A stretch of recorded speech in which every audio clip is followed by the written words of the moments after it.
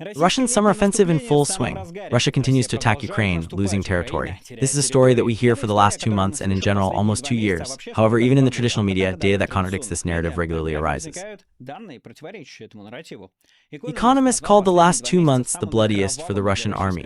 The Russian command pays an extremely high price for every square kilometer. About how they came to this conclusion and why Russian soldiers die hundreds a day in my new video. First, let's talk about how the Economist came to such results. If any of you watched the American pre-election races, you may know such a phenomenon as 538. A project that accurately predicted the results of the elections based on the average arithmetic of all these surveys, as well as adding such basic factors as demographics, for example, the economic situation. A similar model was tried to create in The Economist. There they took all the well-deserved estimates of Russian losses, both from Western scouts and from independent investigators, and complemented them with factors such as the speed of movement and the intensity of the fights, which they determined by the frequency of fires on the front line according to NASA firms' satellite data. Moreover, special IIs filter out fires of non-military origin. In this sense, the recently announced assessment by the head of the State Department on Mark Ruby of 100,000 Russian soldiers killed since the beginning of January is just another data point in the Economist model. By the way, the BBC Media's own account includes the assessment, taking into account the coefficients that the researchers themselves apply, according to which 40 or 60% of the losses killed do not fall into the list of names. Of course, the model does not claim absolute accuracy. In fact, the current data shows a spread from 900,000 to 1,300,000 total losses, of which 190,000 to 350,000 have been killed. Accordingly, the same figure of 31,000 losses in 2 months, namely killed, which you may have heard, is only the most likely estimate. What kind of spread is given by the model in these 2 months is not indicated in the economy, but it can be assumed that somewhere from 20,000 to 40,000, that is, 10,200,000 per month. Here we need to stop and remind that, for example, in 10 years of war in Afghanistan, the Soviet troops lost 15,000 killed, that is, the Russian army loses more than 1 Afghanistan per month. Moreover, there are already other comparisons in the course of the Arzhev-Sychyov offensive operation of 1942, which later Russian and Western military historians call the Arzhev meat grinder. The losses of the Soviet troops were 70,000 killed. The ratio of general losses, by the way, was 4-to-1 in favor of the Germans. Agree, at least the numbers are of the same order. The Operation Zhevtsychevskaya is also known for the fact that the price of huge losses in the Soviet troops was managed to beat off very small blocks of land. And the Russian offensive, in this sense, is no different from it. According to the economic estimates, last year, every captured square kilometer was covered by Russia and 26 lives of soldiers. It is not difficult to consider that the situation has not improved much now, and even rather the opposite. According to Deep State, in May-June, Russian armed forces occupied about 1,000 square kilometers of the territory of Ukraine. If we take the most probable number of losses set by The Economist, then it turns out that the price of a square kilometer has jumped to 31 lives of Russian military personnel. The Economist admits that now the pace of Russian advance is the fastest in the last couple of years, but this is because, in general, the Russian army in this period was moving extremely slowly. In fact, a square of an area of 1,000 square kilometers can be safely driven around in a car around the perimeter in a couple of hours, at the same time, even without exceeding the speed. According to The Economist's calculations, at the current pace, the Russian army will need 89 years to capture all of Ukraine. In order to completely occupy all 4 regions, the transfer of which in full requires Putin, Donetsk, Luhansk, Kherson, and Zaporozhye regions, the Russian army will need to advance at the same pace and with the same losses until February 29. Again, it is not difficult to calculate that during the preservation of current losses, Russia will lose another 500,000 killed during this time. But let's not think so far ahead and all the more stupidly extrapolate. Let's better talk about why Russia is suffering such large losses, even, one might say, unprecedented losses. It was done here in several factors at once. Let's start with Russian strategy and tactics. Speaking of strategic measurement, the Russian command decided not to concentrate all its forces on some specific area with the hope of breaking through the front. In fact, such a strategy showed its inability even during the Ukrainian counteroffensive of the 23rd year. At that time, it was possible to transfer forces from other, calmer directions, for example, from Kherson, where the Russian paratroopers were directed towards Rabutin, where he managed to keep the breakthrough of the Ukrainian mechanized brigades. Instead, the Russian command decided to take advantage of the superiority of the living force and develop an offensive in all possible directions, trying to find a breach in the Ukrainian defense and stretch the reserves of Ukraine as much as possible. How does this look in practice can be understood by studying any infographic of combat clashes. Sure, a resource of the KGOR, according to the General Staff of the Soviet Union. Relatively calm can be considered only in the Dniprovskaya, that is, Kherson direction, which can be explained by the fact that through the Dnieper you will not particularly storm. In all other directions there are dozens of attacks a week. Russians feel Ukrainian defense literally every day throughout the front. At the same time, every such attack, even successful, leads to losses to the killed and wounded, and the overwhelming majority of them do not achieve any results. Just one example example which took place literally on the days of the Russian attack in the city line of Chasiv Yar, where, in the direction of Ukrainian positions, a BTRD destroyer with an assault group left. As a result, the car itself was hit, and the landing that fell from it was destroyed by the drop of ammunition from the drones. This is still a rather atypical attack since armored vehicles were used here, and nowadays Russian stormtroopers are most often going to battle on motorcycles or simply on their two, as the grandfathers fought. Let's look at the situation at the operational level, a little below the strategic one. In our case, we will talk about specific directions. Put yourself in the place of a Russian commander of the army or a group of troops. The command requires to attack every day in particularly active directions, literally dozens of times a day. Each attack requires preliminary reconnaissance, detection and suppression of the positions of the enemy's artillery and drones, the release of forces and means for attack, coordination of actions, at least infantry, artillery and unmanned units, interaction with aviation to provide heavy fire support in the form of planned air bombs. Can you imagine how many hours a person will need for this, even for the most experienced staff officers? And given the quality of the Russian officer corps and the limitations of those very forces and resources, such a task looks absolutely impossible. Therefore, most often, such attacks come out completely unsupported and are born into meat assaults. Moreover, due to the number of attacks, all possible reserves are exhausted. Therefore, it is often not possible to develop success, but even secure ourselves at the reach borders, especially if the group of fortifications is untied by the same artillery and drones, whose positions have not yet been identified. This is not a retelling of the report of some Western expert group, but the posts of the Russian military officer Svyatoslav Golikov, who regularly describes the damage to Russian tactics and strategy. He, by the way, tells why, if the Russians still manage to break through, it does not flow into operational success. What is such an operational success? This is when, after the breakthrough of the defense of the enemy, there is a rapid advance for dozens of kilometers, cutting of logistical routes, encircling and destroying large enemy groups, taking the key settlements. In fact, the last time we saw something like this was in the early days of the Kursk operation by Ukrainian armed forces. So according to Golikov, the Russian army is not able to perform such maneuvers because there are often no such reserves. They are stumbling in those endless assaults. So even after the breakthrough of the defense, as it was in 1924 in the area of Osherutina in the Pokrovsky direction, or now to some extent it happens in the south of the Donetsk region, the same units have to attack, seriously, under the trampled assault. So the offensive most often ends on the next Ukrainian line of defense, in which the remnants of the attackers continue to rumble, carrying more and more losses. Reserves, as well as resources in general, are quite limited, writes Golikov. Their excessive exhaustion in principle leads to the inability of a confident development of tactical successes on a regular basis, the loss of offensive opportunities, as well as the forced taking of operational pauses, with which the enemy uses to restore their defensive capabilities, as well as the periodic loss of occupied positions, which are outnumbered and the units, in the absence of proper fire and strike support, are unable to withstand, which in turn will lead to our auroral counterattacks. At the same time, the replenishment itself does not give a stable effect by reserves. A heavy push and pull with minimal progress is taking place on a large number of sites, and the loss is far from in our favor, writes the Russian military Svyatoslav Golikov. There are many stories about how this very heavy push and pull looks in practice. I will bring only one of them. Gerasimchuk, born in 1989, his name is Garik. He serves in 352nd Infantry Regiment, Military Unit 78978. I'm telling you all these data so that you understand that this is a real person, not some fake, bro, etc. He has reported about refusal to carry out combat missions in connection with sending a personal squad to meet Storm.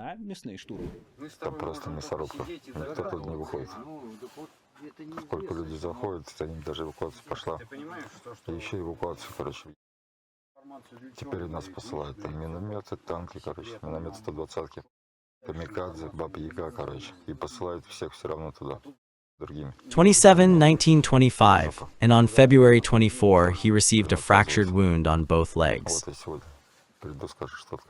Роман подписал контракт 27 января 25 года и уже 24 февраля получил осколочное ранение обеих. After the treatment, he was sent to the 11th Company of the 3rd Battalion in the area of the Yagnaya settlement in the Kharkov region. The soldier reported that he was not given the opportunity to go to the Military Medical Commission. He has problems with his right knee and pain in his foot after the fracture. On June 30, Roman was sent to combat again despite the serious health condition and the need for medical treatment. According to him, the command sends a personal squad to meet Storm without any support and does not organize an evacuation. No one returns from such storms. The unit is suffering heavy losses. Due to this, he decided to, in fact, refuse to fulfill his combat mission and reported that he was not going to. He died. They want to send us again at 3 o'clock in the morning. In short, the first order. And then, damn it, they shoot at us from the tanks. And here they don't even let anyone get out, and they want to send us there again, so I refuse. He clarified that for his decision he can be placed in a pit. However, he declared that he was ready for this and would continue to refuse to perform combat missions. In addition, he said that the fighters were taken out of the communication and the radio, so that they did not know the real situation of the matter, including the large losses and the fact that no one returned from the assault. Large losses in the assault units also create a kind of failure circle, when there are simply not enough survivors in the ranks of the Russian stormtroopers to accumulate experience and pass on his replenishment. The units are left over and over again, at the same time making the same mistakes as their predecessors. In other words, if no one survives the assault, then there will be no one to teach the new arrivals. Moreover, even the survivors strive to get away from the assault as quickly as possible, to any position, if not deserted at all. This is what the author of the Z channel, mercenary Ivan Dane, tells about this problem. For almost 4 years, the attitude towards assault units has not fundamentally changed, he writes. Assaults are one of the most risky specialties on the LBS, and the chances of taking it seriously for a long time are close to zero. Seriously, I have not met people who have been successfully engaged in assault work for a long period of time. They certainly exist, but their number is small. Therefore, the phrase experienced stormtrooper is, in my opinion, an oxymoron, he writes. Is it possible to do something with this situation? He asks the question. The question is open. I do not know of the units that successfully and massively, I emphasize massively, conduct assault operations and at the same time do not have large losses among stormtroopers. There is no one to appeal here. Even Wagner in the course of the Bakhmut operation suffered huge losses. Difference between the office and many other units was only in the fact that these losses gave results. And at the moment, the situation with the stormtroopers is very simple. This will be confirmed by anyone who is involved. The person who got into the stormtroopers and survived several roles strives, one way or another, to go to a different position. Person is not in the stormtrooper unit and is motivated to work, including by the fact that in case of what, he will go to those same stormtroopers. That's how we live, complains Zetnik. Another parodic circle is that huge losses, together with the constant demand to attack, require to direct replenishment in parts as quickly as possible. Therefore, the preparation of new Russian contractors is often only a couple of weeks, for which, accordingly, it is unlikely that you can learn the same storm action. And there would be someone to learn. I remind you, an experienced stormtrooper in the Russian army is an oxymoron, so it is not particularly difficult to recruit instructors. Of course, from any rule there is an exception. In the network there are frames of training for motor storming and shooting with shotguns, but these exceptions rather confirm the rules, and it is almost impossible to master several new tactics in a couple of weeks. What to turn away from in practice is known from many stories which are collected, including the Telegram channel Don't Wait for Good News. Here is one of them. The serviceman wrote an appeal in which he said that the soldier was sent to the first combat task after 2 weeks of training, where he was wounded, and then disappeared into thin air. This is the serviceman Yuri Belov, born in 2002. His name is Beloy. He signed a contract on April 25 and served in the 144th from the shooting brigade of the 1739 military unit. After signing the contract, he went to training for 2 weeks. Later, according to his friend, he was sent to the first combat task, where he received a serious injury. I do not know what could have been taught there for 2 weeks. He was sent to the Special Military Operations Zone in Ukraine. During the first combat task, he was injured. Yuri was injured in the back after hitting a drone. His coworkers considered him dead. After that, shelling began and Yuri's coworkers left him. They did not take his body. The commander told his relatives that the soldier died, but the evacuation was not carried out. The commander also noted that, according to the soldiers, they are forbidden to use their own drones, although this could help in the search. The commander claims that he died. He was recognized as a missing person. The evacuation group is not sent there due to the constant shelling from the enemy.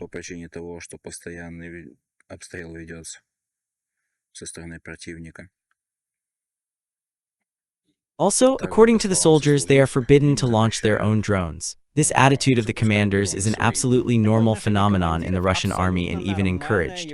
Officers are not required to take the lives of the fighters. New ones will come according to the contract. Bowling of success is not considered a decrease in the loss of the personal composition, but the number of kilometers and flags of pumpkins in the inhabited areas. And it does not matter if a group with a flag is disassembled by drones immediately after shooting the video, as it has happened many times. The village is considered taken. You can drill a hole for an order or at least from it. Unexpectedly, among Russian soldiers, areas where huge losses are expected to be associated with them are called dangerous areas. Such a fictitious system cannot grow effective officers and can lead to a negative selection. Actually, a fresh example is Lieutenant General Akhmedov, who became a hero of Russia, apparently under the command of the Kursk operation, where the Ukrainians burned endless columns of Russian equipment and the landing was not practically cut off from logistics. That the Russian region would leave them, or go to the concert of the Kapsona, the arrival of Akhmedov at the post of the Chief of the Ministry of Internal Affairs, General Major Mikhail Mikhail Gudkov, twice a hero of Russia, apparently for his special cruelty to his subordinates and Ukrainian war prisoners. This is how the late author remembered the Z channel Rose Guardians. I will not write the starting words about this man, he writes. I will say so. He was a good commander, but not outstanding. I saw Sturmnov and Mikhailovka with my own eyes and took part in it. I saw all the mistakes that were great excess losses. The fact that he fought with his brigade can be interpreted differently, but he was quite close to the front line. Under the new Mikhailovka, there was already a blow to his front control point. Then Boryak remained alive, but was wounded. Principle, it can be said that he was with his brigade. Also, now I can say with full responsibility that despite everything, he was really a good commander. The brigade was provided, and there is always an understanding of the system and combat work at different levels. In infantry units, by the way, there are very big problems with this.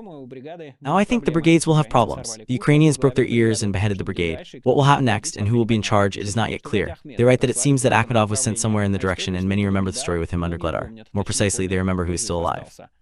In general, I did not want to blacken a person, but also sing beautiful songs, knowing some nuances, conscience does not allow.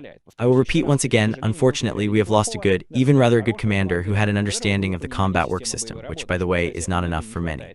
If there were more people, he wouldn't have to pay the price, writes Zetnik. And this reminds me of the speech of the general who was praised by other Zetniks for everything. A servant to the Tsar, a father to a soldier, and so on. I think you already understand that the army that is led by Gudkov and Akhmedov and all the rest imitate them as much as they cannot attack without huge losses. But in fact, it also attacked in 1922, 1923, and 1924. What has changed? Where did the records of the number of killed soldiers come from?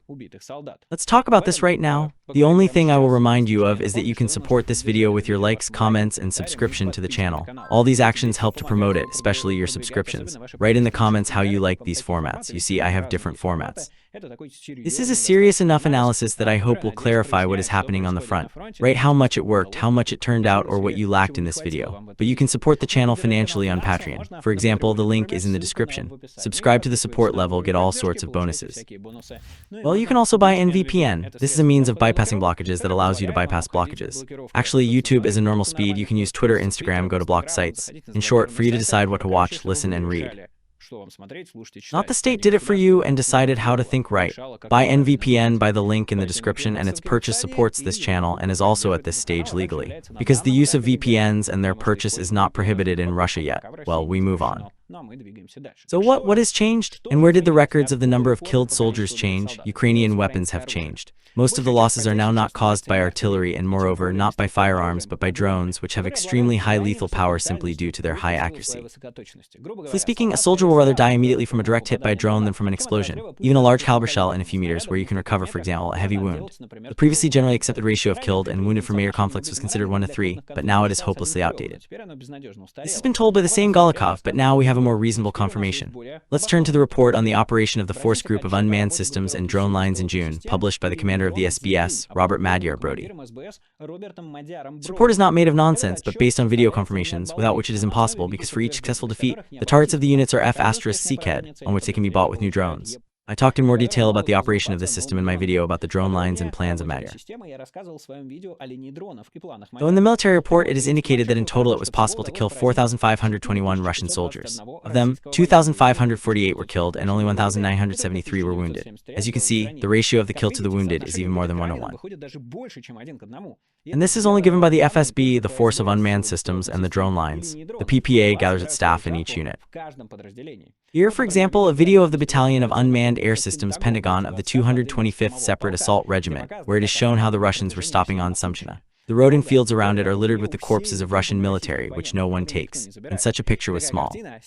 Variations is observed throughout the front. Even if a Russian soldier was lucky to survive after meeting with a Ukrainian drone or other means of defeat, he is unlikely to stay in this world for long. The reason is all in the same drones, because of which evacuation in the kill zone a few kilometers deep from the line of combat collision is simply impossible to organize. So the 300th often goes to the category of the 200. Of course, you don't give a damn about the attitude of the commanders, they also play their role. Complaints about the lack of evacuation are proven with a plushy row. A couple of mentions of this problem you have already heard today, and here is another one with a bonus in the form of racism. A fighter called Oz received shrapnel wounds on his arm and leg during the implementation of the combat task. He did not have the opportunity to move, so he asked his associate to call.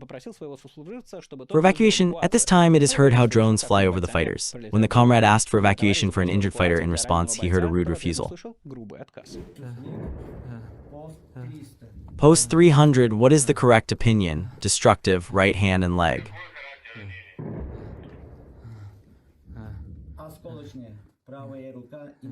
How to continue? I can't walk. You have to pump me up, I can't walk anymore, tell me. Как продолжать? Я не могу ходить. Надо менять локацию, менять локацию. Я больше не могу ходить, скажи. He can't even walk more. What the F asterisk CK are you doing? Let him go. Drones create problems not only with evacuation, but also with logistics in general.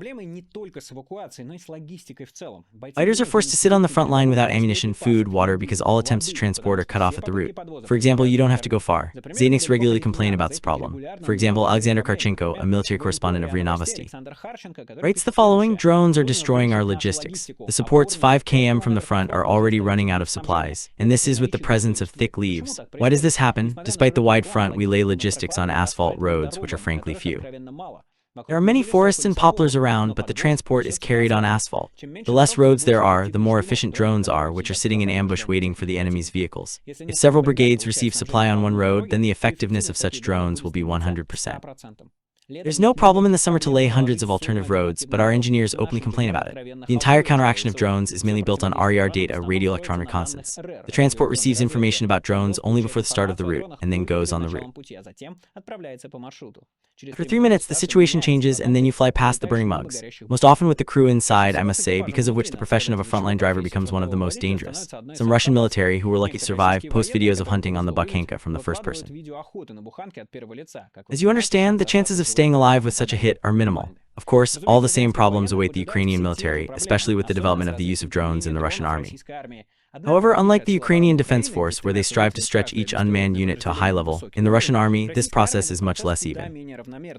Drones and other equipment go to star divisions, while in the line brigades there is a severe shortage of drones, which is why Russian stormtroopers often have to attack without the support of the BPA at all, with clear results. Andriy Filatov, for example, paid attention to this problem. Once again, not some random Z channel for 2 subscribers, but a whole Russia Today military core of state holding. Here's what he writes: KPI, methods to become the coolest. There are divisions, most of which have a limit of 5 pieces a week per battalion. And is there a special unit to whom trucks are brought? Question: who will be in the videos paid by Patriots' handsome guys, and who are losers? In general, the loser is the army of Laos. Let me remind you, the so-called Russian army is called as a mockery of the law on discreditation. Without close communication between the infantry and special units, as well as with backward supply of infantry and high-tech, high losses of the personal composition are not justified, he writes. High losses are not justified due to the lack of not only drones, it should be said, but also armored vehicles. The fact that the Russian has it ends is known for a long time. I've made a whole 2 videos about this phenomenon, here's the last of them. But lately, according to all the reports by Ocentra, it turns out that Russia is losing less equipment than the troops supply, taking into account the almost emptied warehouses and the new production of several hundred tanks and armored vehicles a year. Apparently, a decision has been made at a higher level to protect armored vehicles, since it may be needed, for example, for the attack on the Baltic countries. And as for the single-use assault rifles, then it's okay. There are enough fools, and what is called new ones are born. As a result, for example, during the Russian offensive on Sumchina, the Ukrainians destroyed only 1 unit of armored vehicles of Russian armed forces, that is, armored vehicles. I, by the way, talked about this and other reasons for the failure of the Russian offensive on Sumchina in another video. At the same time, not only did the armored vehicles finally get old. Deep state analysts said that during a recent attack on the Turkish direction, one of the Russian tanks, Sarajevo, had to spend about 60 FV drones with a landing. This amount is enough to put a platoon of infantry, or even more. But apparently, the Russian command decided that it was easier to put infantry further than to put the production of such armored crates on the stream. As a result, Russian soldiers are constantly reminded of why tanks were invented more than 100 years ago, including in order to support the stormtroopers with fire and overcome barbed wire and other engineering obstacles. As a result, the columns of Russian motorcyclists are stuck on Yegazy and Chesnok, the simplest constructions of metal rods that before our era stopped the cavalry and now detain Russian monodragons, enough to have time to hit them with drones and artillery. Or monodragons, how right? Write in the comments. You like to correct me, but I can't do anything about it. The gift is this. In general, in the Russian staff, it seems that we have seen motorcycles as some kind of panacea of problems related to Ukrainian drones. It is said that the motopichota literally should quickly skip the kill zone and have time to get to the trenches.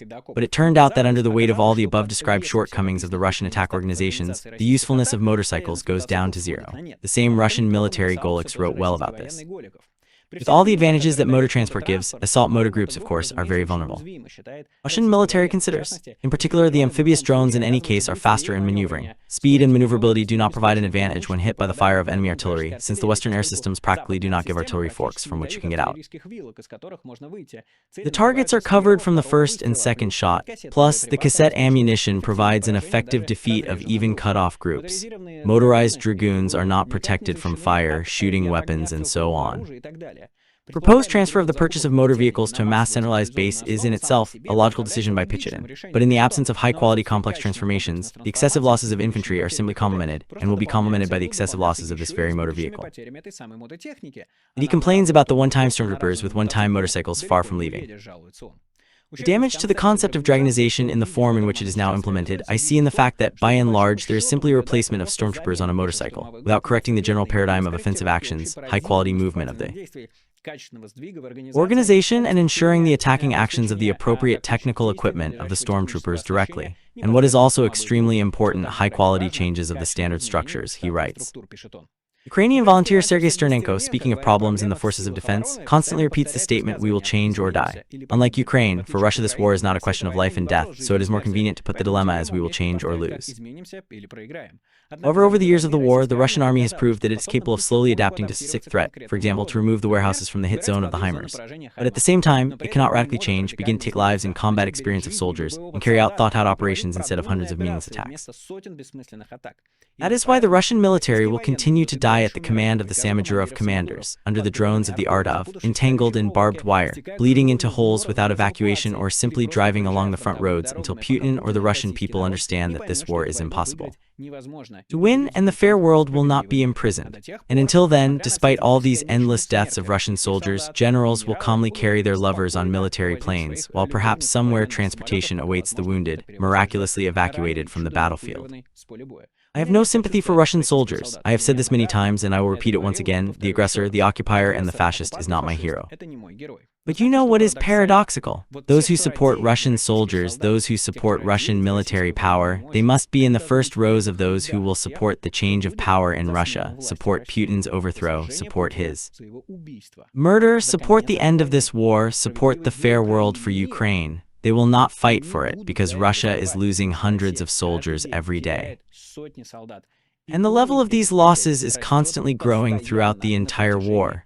Well, Michael Nacke was with you. Don't go to the Russian army, stay away from it, desert when you have the first opportunity and if you want to live. See you soon, all the best, bye.